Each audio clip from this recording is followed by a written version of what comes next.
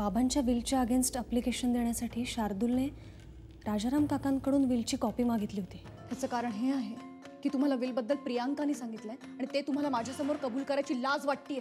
तुम्ही कितीही लपवलं तरी मला ठाऊक आहे की तुम्ही आणि प्रियांका अजूनही भेटता, तुमचे आणि तिचे अजूनही संबंध आहेत आणि हेच सत्य आहे। तुझ्या वडिलांनी मला त्यांच्या धाकट्या भावाचा सन्मान दिला होता। माझ्यावरती खूप उपकार आहेत त्यांचे आणि म्हणून मी आजही त्यांच्या शब्दाचा मान राखतो। कसला मान? माझ्या बाबांचं नाव पुढे करून दोघंही फसवताय मला। आणि कोण कुठली ही मुलगी? याआधी हिला मी कधी पाहिल्याचंही आठवत नाही मला। आणि ही म्हणते ही माझी बायको आहे, माझ्या मुलाची आई आहे। आणि दुसऱ्या कोणाचं तरी पाप ही माझ्या माथी मारते। शार्दूल!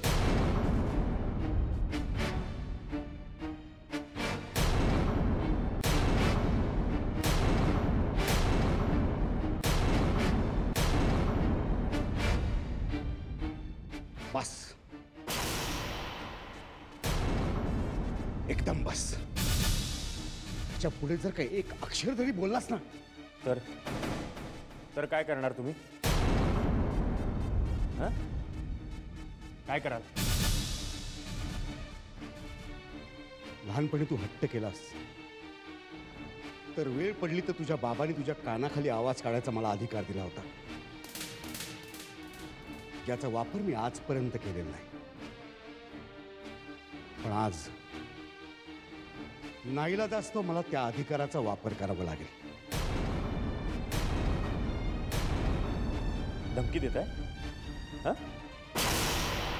धमकी देताय का तुम्ही? आणि कुठल्या अधिकारांबद्दल बोलताय हो तुम्ही? माझ्या बाबांनी जो तुम्हाला अधिकार दिला होता त्याचा तर तुम्ही गैरफायदा घेतलात, तुम्ही आणि हिने। पण एक गोष्ट लक्षात ठेवा, तुम्ही माझी इस्टेट हडपण्याचा प्रयत्न जरी केलात ना तरी तो मी यशस्वी होऊ देणार नाही, कधीच नाही।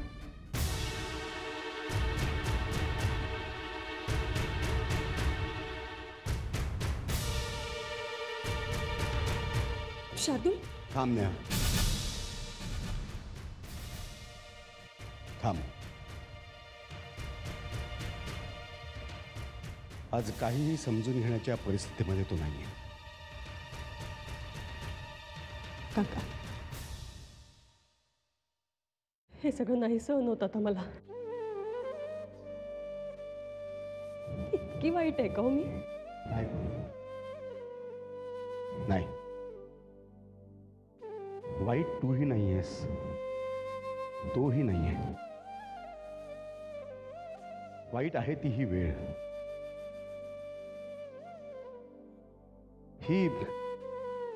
ही वेळच हे सगळं घडवून आणते।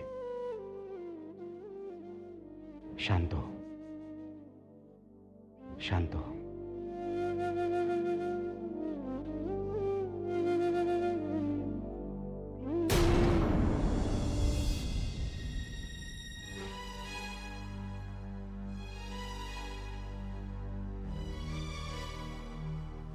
तुम्ही उगाच माझी खोटी समजूत घालू नका। यावेळी मी तुमच्या बोलण्यात येणार नाहीये। का वागतेस तू? कोणी तुझे कान भरले देव जाणे। अगदी प्रियांकाचा मला खूप राग येतो असा। तिने प्रत्येक वेळा आपल्या संसारात लुडबुड करून आपल्यात भांडणं लावायचा प्रयत्न केला। मला मला कित्येकदा फसवलंय तिने, माझं नुकसान झालंय खूप तिच्यामुळे। अशा बाईकडे मी पुन्हा का जाईल? तुमचं तुम्हालाच माहित। एकदा हात भाजूनही पुन्हा आगीशी खेळायची तुमची सवय जात नाही, त्याला कोण काय करणार? सॉरी, बस बस, पुरे झालं। या विषयावरती बोलणं आपण थांबूया, कारण काय आत्ता तुझं डोकं ठिकाणावर नाहीये। उद्या सकाळी जेव्हा तुझा राग शांत होईल तेव्हाच तुला माझं बोलणं पडेल। तोपर्यंत आपण बोलायलाच नको, ठीक आहे? तुम्हाला काय वाटतं, उद्या माझं या विषयावरचं मत बदललेलं असेल? अजिबात नाही। तुम्ही प्रियांकाकडे गेला होतात आणि हेच हेच सत्य आहे। आता तुम्ही नाही फसवू शकत मला। पुरतं ओळखून चुकले तुम्हाला। असं एक मिनिट ऐकून घे। कशासाठी बोलतोय आपण? तुम्हीच म्हणालात ना आपण उद्या बोलूया म्हणून, मग उद्याच बोलूया। बघूया, निदान उद्या तरी तुम्ही तुमची चूक मान्य करता का नाही ते. जेवायला वाढलंय.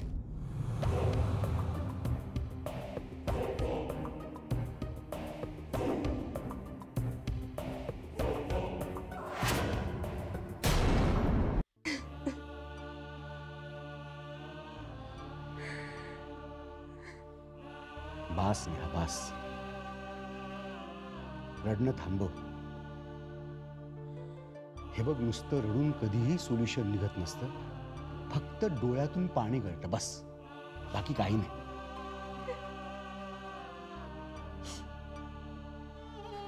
आपल्याकडे दुसरा कुठला उपाय आहे का काका?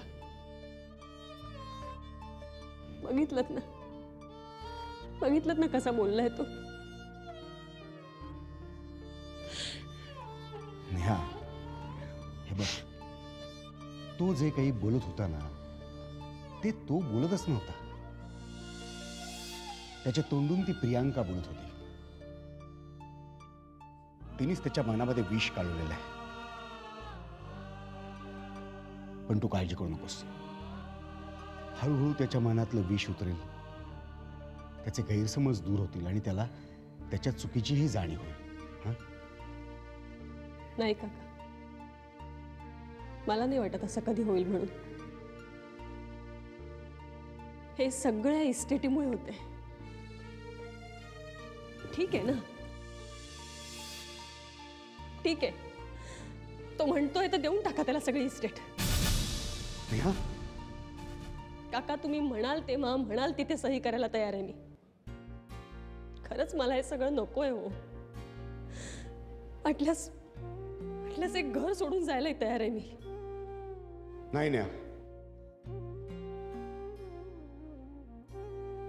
नेहा, तुला हे घर सोडून जाता येणार नाही. अगं, तसं तू केलंस तर दादानी तुझ्यावरती जो विश्वास टाकलाय त्या विश्वासाला तडा जाईल. आणि तू काय हे घर सोडून जायचंस? या घराची सून आहेस तू. शार्दूलचा जेवढा हक्क ह्या घरावरती आहे तेवढाच तुझाही आहे. या घरापासून जर का कोणाला दूर जायचं असेल तर ती प्रियांका असेल. तिला आधी शार्दूल पासून दूर केलं पाहिजे. आणि हे बघ नेहा, ज्या दिवशी तू हे घर सोडून जाशील ना, त्या दिवशी ती प्रियांका ह्या घरात येईल आणि शार्दूलची, ह्या घराची आणि सगळ्या इस्टेटीची ती वाट लावून टाकेल. म्हणून तू हे घर सोडून जाऊ नकोस, तसा विचारही मनात आणू नकोस. पण काका, ऐक नेहा, हा राजाराम पांढरे जोपर्यंत तुझ्या बरोबर आहे तोपर्यंत कधीही स्वतःला एकटं समजू नकोस. तो शार्दूल आणि ती प्रियांका तुला आणि तुझ्या बाळाच्या केसालाही धक्का लावू शकणार नाही जोपर्यंत मी तुमच्या बरोबर आहे.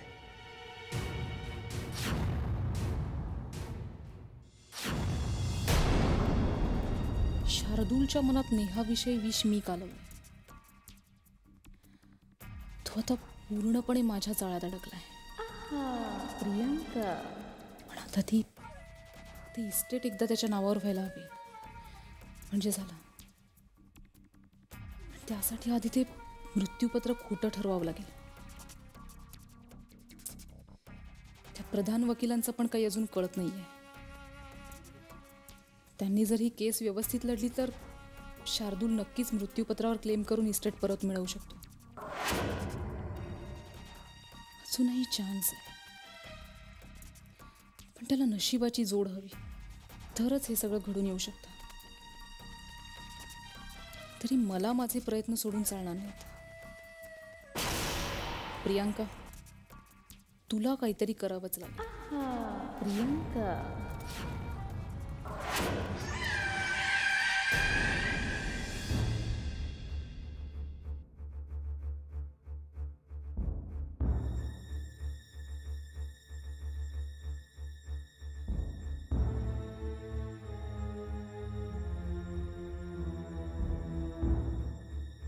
एक मिनिट. तुम्हाला जर असं वाटत असेल की काल मी जे काही बोलले ते माझं मत बदललेलं असेल तर तसं अजिबात नाहीये. माझी पूर्ण खात्री आहे की तुम्ही प्रियांकाकडे गेलो होतो, तिचे माझे अजूनही संबंध आहेत आणि तिनेच मला व्हीलची माहिती दिली असा तुझा समज झालाय. समज नाही, माझी खात्री आहे. कारण तिने जर तुम्हाला व्हीलविषयी सांगितलं नसेल तर अजून कोणी सांगितलंय? शार्दूलकडून तिला व्हीलविषयी नक्कीच कळलं असणार. हो, पण याचा अर्थ असा होत नाही की मला हे सगळं कळलंय. कारण व्हीलमध्ये माझ्याबद्दल जे काही लिहिलंय ते माझ्या फायद्याचं आहे असावरी. आणि प्रियांकाला माझा फायदा नकोय, तिला माझं नुकसान व्हायला हवंय. ठीक आहे, मानलं की प्रियांकाने तुम्हाला हे सांगितलेलं नाहीये. मग कुणी सांगितलं? त्यात काय असावरी? हा, सरकार दरबारातली कागदपत्रं जरासे पैसे फेकले की हलतात. मोठमोठ्या परीक्षांचे पेपर्स परीक्षेच्या आधीच फुटतात. मग यात काय अवघड आहे? त्या पांढऱ्याच्या ऑफिसमधल्या एका माणसाला मी फितवलं, त्याला थोडे पैसे चारले, त्यांनी मला व्हीलची कॉपी आणून दिली. So simple. म्हणजे प्रियांकाने तुम्हाला हे सगळं सांगितलेलं नाही. त्या पांढऱ्याच्या ऑफिसमधल्या माणसाने मला हे सगळं सांगितलं. तू उगाच भलतंच काहीतरी. पण मग हे सगळं करायची तुम्हाला काय गरज होती? कारण त्या पांढऱ्यावर माझा अजिबात विश्वास नाही असावरी. तो सतत माझ्या वाईटावर असतो, कारण नसताना माझ्यावर खार खात असतो. तो माझं भलं व्हावं असं त्याला अजिबात वाटत नाही, म्हणून मी हे सगळं केलं. आणि मला हे सगळं करायला भाग पाडलंस तू. मी? हो, तू जर मला हे सगळं आधीच सांगितलं असतंस ना तर मला हे सगळं करण्याची गरजच पडली नसती. पण नाही, तुझा विश्वास नाही ना माझ्यावर. त्या नेहावर आहे, त्या पांढऱ्यावर आहे, पण माझ्यावर नाही. बरं ठीक आहे, नाही विश्वास ना, नाही, निदान संशय तरी घेऊ नकोस. तुझ्या या असल्या वागण्याचा माझ्या मनावर किती खोल परिणाम होतो तुला माहितीये? कधी विचार केलास? सतत चिडचिड होते माझी, कॉन्फिडन्स जातो. अरे मला असं वाटतं की मी माझ्या बायकोचा विश्वास हे नाही कमावू शकलो. मी काय करणार आयुष्यात? या सगळ्या प्रकारामुळे शार्दूल मॉलचं काम गेलं माझ्या हातनं. पण तरी तुझ्या मनाला शांती नाही मिळाली अजून. त्या प्रियांकाचं मला काही वाईट नाही वाटत ग. ती माझ्या वाईटावरच आहे, कारण ती शत्रू आहे माझी, ती परकी आहे. पण तू बायको आहेस ना माझी सख्खी, तरी तू माझ्या वाईटावर उठलीस. हे असंच चालू दे. एक दिवस ना धुळीला मिळणार आहे मी तुझ्या संशयी स्वभावामुळे. तुम्ही काहीतरीच काय बोलताय? बरोबर तेच बोलतोय मी. एवढ्याशा गोष्टीचं एवढं महाभारत केलंस तू. ठीक आहे बघा, तुम्ही सगळं विसरून जा. ठीक आहे, मला आता माझी चूक कळली आहे. पण तुम्ही सुद्धा मला जर आधी सांगितलं असतं ना की ते बिल त्या माणसाने तुम्हाला दिलं तर मग मी सुद्धा उगीच संशय घेतला नसता ना तुमच्यावर. पण आता ठीक आहे, आता आपण सगळं विसरून जाऊयात. तुम्ही आवरून घ्या, मी नाश्ता तयार करते. खरंच मी उगाच संशय घेतला यांच्यावर. बरोबर आहे त्यांचं. ती प्रियांका जर वाईटावर उठली त्यांच्या तर मग ती यांची मदत का करेल? पण मग नेहा सांगत होती ते काय झालं? संशय फिटला नाही अजून मनातला? नाही, तसं काही नाही.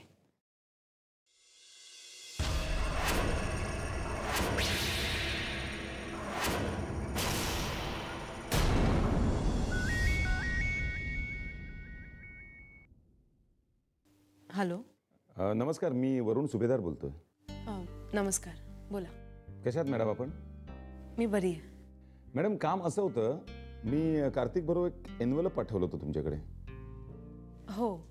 मग ते पाहिल्यानंतर त्यात काय हे जाण्याची निश्चितच तुमची इच्छा असेल, पण मीच सांगतो, आसावरी कन्स्ट्रक्शनच्या नंदलाला प्रोजेक्टचे सगळे डिटेल्स आहेत त्याच्यात. हो, मी उघडून बघितलंय. मग आपण पाहिल्यानंतर आपल्या लक्षात आलं असेलच की आपलं प्रोजेक्ट त्यांच्या प्रोजेक्टपेक्षा किती सुपिरियर आहे ते. नक्कीच आपलं प्रोजेक्ट खूप चांगलं आहे. पण तरीही मला त्यात काही चेंजेस व्हावे असं वाटतंय. काहीच प्रॉब्लेम नाही मॅडम, तुम्ही मला सांगा की काय चेंजेस हवे आहेत, आपण ते सुधारण्याचा प्रयत्न करूया.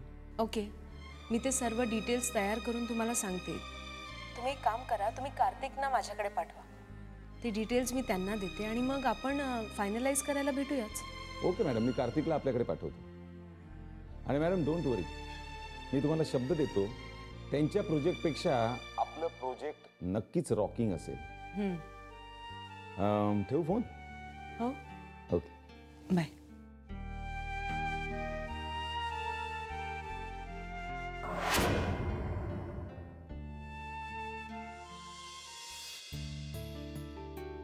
सर काय बाहेर एक मॅडम आल्या. काय काम आहे? त्यांना तुम्हाला भेटायचं. अरे ते फॉर्मची चौकशी करायला आले असतील. बाहेर सतीश आहे ना, तो बोलेल त्यांच्याशी. सतीशला नाही, मला तुम्हालाच भेटायचंय. तू आदित्य भोसलेंना. ते ओळखतात मला. तुम्ही एक काम करा, तुम्ही मस्तपैकी माझ्यासाठी चहा किंवा कॉफी घेऊन या. तोपर्यंत मला यांच्याशी गप्पा मारता येतील.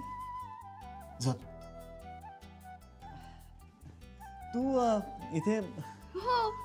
Any problem? नाही, काहीच प्रॉब्लेम नाही. आणि हे काय, आपण असं उभं राहून बोलणार आहोत का? नाही, बस ना, बस. ये ना, ये ना, बस बस बस.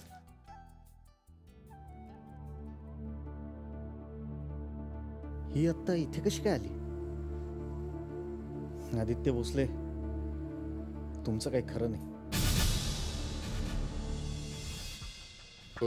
म्हणजे महाबळेश्वरमध्ये झालेल्या ॲक्सिडेंटमध्ये तुमची स्मृती गेली आणि मग या स्मृतिभ्रंशाच्या काळातच तुमचं लग्न, तुमचं मूल आणि वडिलांचा मृत्यू या गोष्टी घडल्या, बरोबर? हो. त्यामुळे मला यातलं आत्ता काही आठवत नाही आहे. कारण ज्या वेळेला हे सगळं घडलं त्यावेळेला माझं बोलणं वागणं एखाद्या 5 वर्षाच्या मुलासारखं होतं. त्याच परिस्थितीचा फायदा उचलून ह्या लोकांनी माझ्या वडिलांकडून सगळी इस्टेट स्वतःच्या नावावर करून घेतली. हा फ्रॉड आहे की नाही? नाही, तसं नाही म्हणता येणार आपल्याला.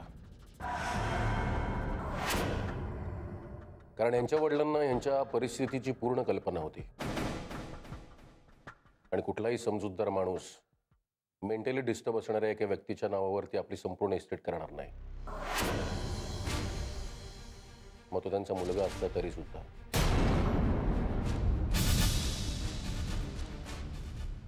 पण म्हणजे आपण काहीच करू शकत नाही का? असं कुठे म्हटलं मी?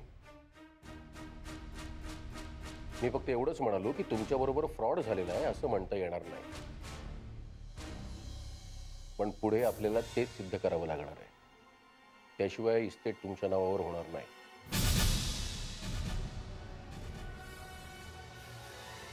मी पांढरेंनी बनवलेलं हे विल वाचलंय आणि नेहमीप्रमाणे पांढरेंनी बिनचूक बनवलेलं आहे. ते या विलला चॅलेंज करण्यासाठी आपल्याला बऱ्याच गोष्टी कराव्या लागणार आहेत. जसं तुमच्या वडिलांनी विलमध्ये तुमच्या गार्डियनशिपची प्रोव्हिजन केलेली आहे आणि त्याची जबाबदारी तुमच्या बायकोवर आणि पांढरेंवर टाकलेली आहे. आपल्याला आधी हे सिद्ध करावं लागेल की ती लोक तुमचा इंटरेस्ट प्रोटेक्ट करू शकत नाही. आणि दुसरी गोष्ट म्हणजे तुम्ही मेंटली फिट आहात, तुमच्या वडिलांचा बिझनेस योग्य रीतीने सांभाळू शकता आणि त्याची तुम्हाला संपूर्ण माहिती आहे. हे आपल्याला कोर्टात सिद्ध करावं लागेल. पण त्यासाठी तुम्हाला तुमच्या वडिलांच्या बिझनेसची पूर्ण माहिती मिळवायला, तुम्ही तो नीट सांभाळू शकता हे सिद्ध करण्यासाठी तुम्हाला त्याचा नीट अभ्यास करावा लागणार आहे. हो, पण ते सगळं सध्या राजाराम पांढरेच बघतात. आय नो, पण त्यासाठी तुम्हाला त्यांच्याशी नीट प्रेमाने बोलावं लागेल, त्यांच्याकडून संपूर्ण माहिती मिळवावी लागेल. हे तुमचं काम आहे. बाकीचं सगळं मी बघतो. आणि माझं लग्न आणि ते मूल, ते आपण DNA टेस्टची मागणी करून नंतर खरं खोटं काय ते कोर्टात सिद्ध करू शकतो. That is not issue. पहिलं आपल्याला तुम्हीच तुमच्या वडिलांचे इस्टेटीचे खरे वारसदार आहात आणि ती इस्टेट तुम्हालाच मिळायला हवी हे सिद्ध करावं लागणार आहे. पण तुम्ही समजताय तितकं सोपं नाही आहे ते, कारण या मार्गात एक खूप मोठा अडथळा आहे. राजाराम पांढरे